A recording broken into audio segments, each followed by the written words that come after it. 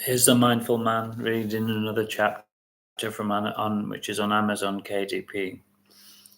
A group of Oriental tourists were pointing their cameras, and the queue stretched 100 yards. A good sign, thought Tom. They moved slowly along the river, watching the sights unfold. A seagull landed on the edge of the boat and then flew off. The river rippled in the sunshine. It was so relaxing. It was like being in a dream. Finally, they came to a halt.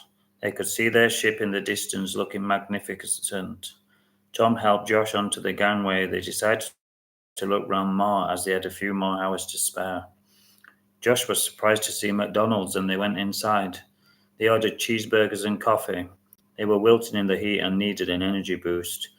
We've got dinner tonight, said Tom, so don't overdo it. For something so cheap, the cheeseburgers tasted delicious.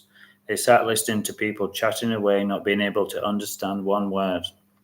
It's time to head back, said Tom, and once again they wandered the beautiful streets.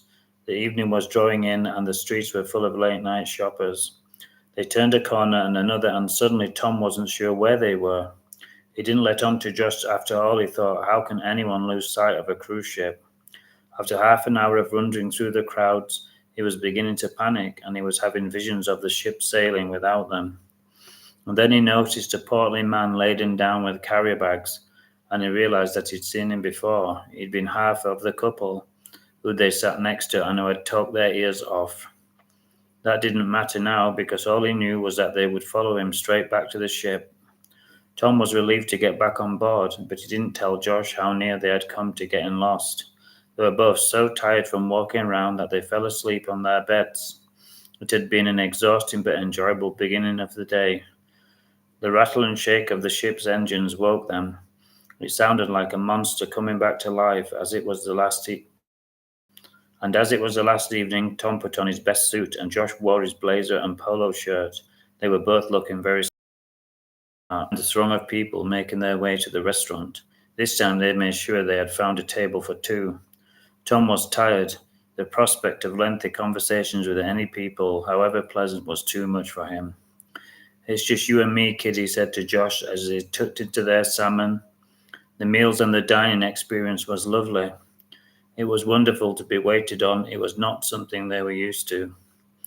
Josh looked up at the beautiful scenery of Amsterdam, was slowly receding with the ship. Daddy said this is the best holiday we've ever had. I know, son, said Tom. I wish we could stay longer. The waiter served the coffee and the restaurants were full of chattering people, but it didn't seem loud. They had just gotten used to it. By the time they got to cheese and biscuits, they were surrounded by nothing but sea. It was placid as a mirror and as blue as a robin's egg. That evening they went to see a cabaret singer perform, and she belted out all the old songs. This is just like Las Vegas, said Tom, as he drank his Coca-Cola. Josh was enjoying himself, and he agreed.